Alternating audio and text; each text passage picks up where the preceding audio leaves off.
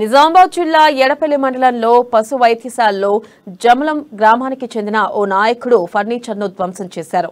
ఈ విషయమై veterinary assistant సమరుద్దీన్ పోలీసులకు ఫిర్యాదు చేశారు.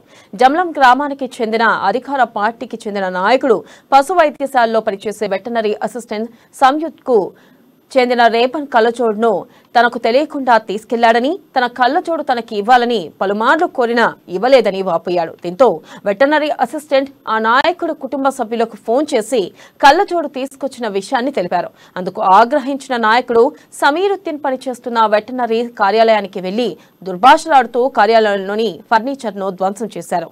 ఇక ఈ విషయమై సమీరుద్దీన్ ఎడపల్లి ఎస్ఐకి ఫిర్యాదు చేశారు. ఇక దీంతో పలువురు నాయకులు రంగప్రవేశం చేసి సదరు నాయకుడికి వెటనరీ అసిస్టెంట్ సమరుద్దీన్ కి మధ్య రాజీ కుదిర్చే ఫిర్యాదును వెనక్కి తీసుకోవాలని కోరారు.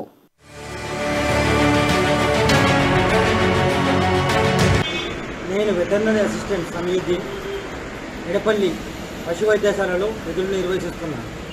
నిన్న మధ్యాహ్నం విధులు నిర్వహిస్తున్న సమయంలో జమలం శ్రీనివాస్ దొడ్డి శ్రీనివాస్ అనే వ్యక్తి నా ఆఫీస్లోకి వచ్చి నేను ఆ టేబుల్ మీద ఉన్న నా కళ్ళజోడును దొంగలించి వెళ్ళిపోయాడు. నేను కాల్ చేయగానే నేను తీసుకోలేదన్నాడు. మళ్ళీ చేస్తే నేను ఇవ్వను, ఏం చేసుకుంటూ చేసుకోకు, నేను కంప్లైంట్ చేస్తాను, నువ్వు ఎవరికి కంప్లైంట్ చేసుకుంటావు, ఎవడు మీకుంటాడో అని వలగరగా మాట్లాడి ఎస్ఐ చేసుకో, ఎస్పీ చేసుకో, ఎవరికైనా చేసుకో అని చెప్పడం జరిగింది. తర్వాత మధ్యాహ్నం పూట వచ్చి 4 గంటలకు తాగేసి వచ్చి నా ఆఫీస్ ఫర్నిచర్ని మొత్తం ధ్వంసం చేశాడు. వలగరగా తిట్టేశాడు, మ్యాన్ హ్యాండ్లింగ్ చేసుకున్నాడు. మా ఆఫీస్లో పనిచేసే బాబు మీద కూడా కొట్టాడు, చెంప మీద కొట్టి